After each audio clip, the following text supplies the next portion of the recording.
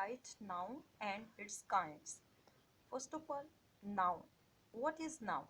Definition: the name of a person, place or thing is called noun.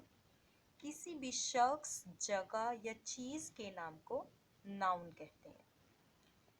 Example: Aisha, book, milk, Pakistan, water, etc. Now we will discuss kinds of noun. There are different kinds of noun. First of all, common noun, ism, nakra. Proper noun, ism, marfa. Collective noun, ism, jama. Material noun, ism, mada. Abstract noun, ism, गैर मादा. Countable noun, शुमारियाती ism.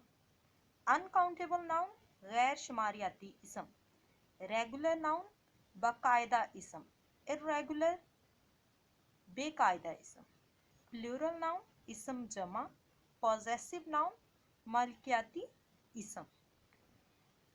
Now you have to learn the definition and its kinds and write this on rough binder. You have to learn question answers, words meaning, word sentences, use of SMR, and definition of noun and its kinds, and write this on rough binders. Thanks.